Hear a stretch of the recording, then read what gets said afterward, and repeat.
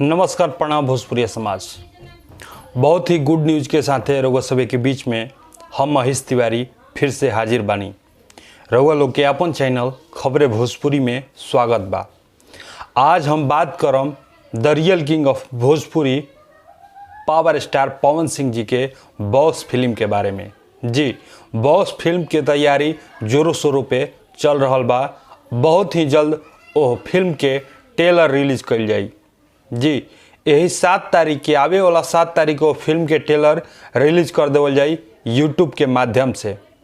दशहरा के प्रथम दिन ही वो फिल्म के ट्रेलर रिलीज हो जाई और आप सब ट्रेलर देख के आनंद उठा सक। वो फिल्म के ट्रेलर देख के ही पता लग जाई कि फिल्म कैसन बा। और जब पावर स्टार जी के जब फिल्म के बात होला तो पावर स्टार के फिल्म हर एक फिल्म एगो फिल्म से अलग होला, कुछ नया होला, कुछ बिजोड़ होला।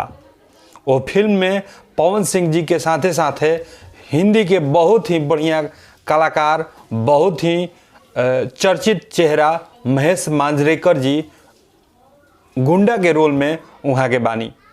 तो सोचे के बड़ुए कि जब एगो भोजपुरी फिल्म में कि बॉलीवुड के स्टार बड़ुए पवन सिंह जी के साथ है तो फिल्म के का बजट हुई, वो फिल्म के का कहानी हुई, वो फिल्म में कौना तरीका से सारा चीज़ यूज कइल बा। वो फिल्म में पवन सिंह जी मोटरसाइकिल से स्टंट कर रहल बानी और ओकर बाद वो फिल्म में हेलीकॉप्टर के भी यूज कइल बा। जी, भोजपुरी में ऐसा कम फिल्म रहेला जौना में कि हेलीकॉप्टर की यूज होला, लेकिन पवन सिंह जी के फिल्म में हेलीकॉप्टर के भी यूज कइल बा। वो फिल्म के अगर रिलीजिंग के बात कइल जाओ, वो फिल्म रिलीज कब हुई तो फिल्म दशहरा से लेके दीपावली के बीच में वो फिल्म के रिलीज कइल जाई। अगर सारा प्रक्रिया सही रहता, वो फिल्म के सेंसर बोर्ड से अप्रूवल मिल जाता, डेट फाइनल हो जाता, तो वो दशहरा से लेके छठ या दीपावली के बीच में वो फिल्म कभी भी रिलीज हो सकता। रिलीज होके से पहले वो फिल्म के डेट अनाउंसमेंट हुई कि यह दिन के फिल्म के रिलीज कल जाई।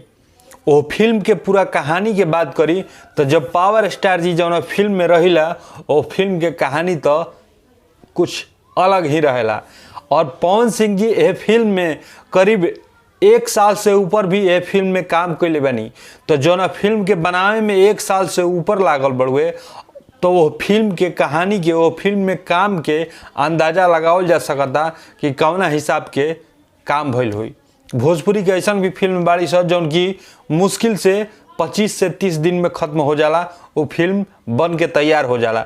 लेकिन ये फिल्म में 1 साल से ऊपर समय लगल बा। और पैसा के बात कइल जाए तो करीब 2.25 करोड़ के ऊपर ये फिल्म के बजट बा।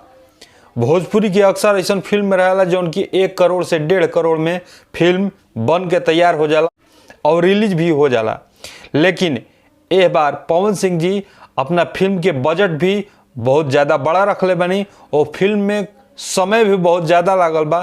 तो हो से अंदाज़ा लगावल जा सकता कि फिल्म कैसन बन के तैयार भइल हुई और फिल्म के रिलीज होते कैसन बाउंडर मचे वाला बा।